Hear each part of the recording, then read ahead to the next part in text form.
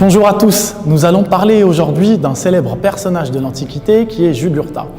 Et je commencerai tout d'abord par les mots d'un homme politique et historien romain du 1er siècle avant Jésus-Christ. Je me propose d'écrire la guerre que le peuple romain fit au roi des Numides, Jugurtha, cela pour deux raisons. D'abord parce qu'il fut rude, acharné, mêlé de succès et de revers. Ensuite, parce que c'est alors pour la première fois qu'on osa marcher contre l'insolence de la noblesse, lutte qui confondit toutes les lois divines et humaines et atteignit un tel degré de fureur que seule la guerre et la dévastation de l'Italie mirent fin aux discordes entre les citoyens. Ce sont par ces mots que Sallust, historien et politique romain, nous présente dans son ouvrage La guerre de Jugurtha, conflit qui a lieu entre 112 et 105 avant Jésus-Christ et qui opposa Rome à la Numidie. Jugurtha est né à Cirta, aujourd'hui Constantine en Algérie, en 160 avant Jésus-Christ. Il est le petit-fils du grand roi numide Massinissa. Il n'était pas prédestiné à régner. Dès lors, comment Jugurtha, cet amazir qui n'était pas destiné à régner, se retrouve à tenir tête à la puissante République romaine au IIe siècle avant Jésus-Christ.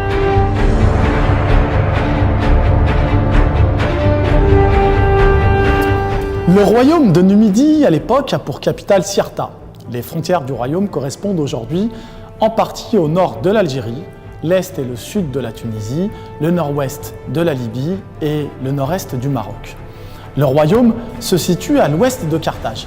C'est avec Massinissa que les Massilides vont dominer ce vaste territoire. Il unifie en effet la Numidie durant son règne entre le 3e et le 2e siècle avant Jésus-Christ. À la chute de l'Empire carthaginois, en 146 avant Jésus-Christ, Massinissa et la Numidie sont les alliés fidèles des Romains. À sa mort, en 148, son fils Micipsa lui succédera. Le royaume de Numidie connaît à ce moment-là une période de 30 années sans conflit, une période de paix. Mais l'histoire nous rappelle toujours que la paix prépare la guerre. En effet, le danger pour la Numidie ne viendra pas des pays étrangers, mais de l'intérieur au sein même de la famille de Micipsa. Micipsa a deux fils, Adherbal et Yemsal. Jugurtha est son neveu, c'est le fils illégitime de Mastanabal, frère de Micipsa.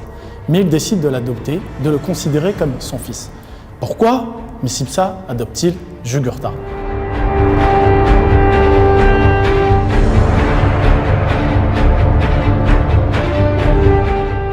Ce dernier fait de l'ombre à ses enfants Adherbal et Yemsal. Il est envoyé par Micipsa à l'étranger prêter main forte à ses alliés romains, avec ses cavaliers numides, durant le siège de Numance en Espagne aujourd'hui, qui a lieu durant l'année 134-133 avant Jésus-Christ, aux côtés du général romain Scipion Émilien.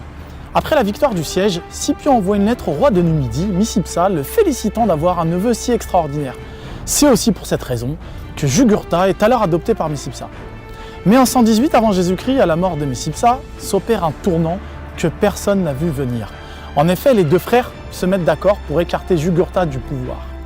Selon Sallust, Jugurtha se mit en colère et décida de combattre ses frères par la ruse. Yemsal sera très vite assassiné par Jugurtha, qui lui avait envoyé des gardes chez lui. Adherbal lève une armée contre Jugurtha pour venger son frère, mais il est vaincu. Il gagne Rome pour dénoncer l'attitude de Jugurtha et demande l'arbitrage du Sénat. Les sénateurs romains corrompus par l'ordre de Jugurtha vont confirmer le découpage de la Numidie en octroyant la partie du royaume la plus riche à Jugurtha et l'autre partie la plus pauvre à Adherbal. Les troubles ne cessent pas pour autant et Adherbal ne se laisse pas faire non plus. Il entre à nouveau en conflit contre Jugurtha en 112 avant Jésus-Christ. Mais Adherbal perd à nouveau et se réfugie à Cirta. Jugurtha entre dans la ville et le met à mort, ainsi que de très nombreux marchands romains.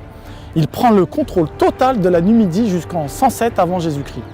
Jugurtha est allé trop loin et oblige les Romains et le consul Marius à entrer en guerre.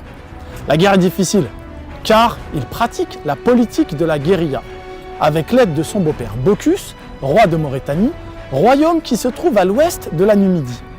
Un des officiers de Marius, Sylla, est un remarquable stratège et persuade Bocchus de trahir Jugurtha et de le livrer aux troupes romaines en lui proposant le tiers de la Numidie.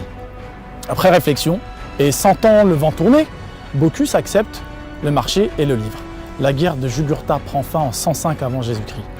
À Rome, lorsqu'un général romain remporte une victoire militaire, il exhibe le général vaincu dans la capitale devant la population.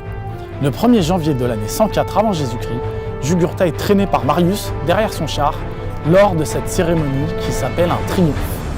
Jugurtha est emprisonné à Mamertine, à Rome, une prison que vous pouvez visiter aujourd'hui d'ailleurs.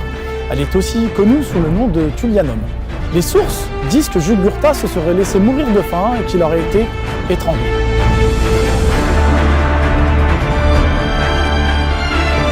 Mais le saviez-vous? Cette cellule est particulière. Elle y accueille un certain nombre de prisonniers, de généraux vaincus par les Romains. Et c'est dans cette même cellule où Jugurtha est mort que le célèbre chef des Arvernes, peuple de Gaule, le Celte Vercingétorix, sera lui aussi incarcéré quelques années plus tard, en 46 avant Jésus-Christ, avant d'être exhibé par Jules César à la foule romaine. Jugurtha, Vercingétorix, deux rebelles, deux destins, deux histoires qui s'entremêlent et qui se croisent dans cet espace méditerranéen. Merci et à bientôt.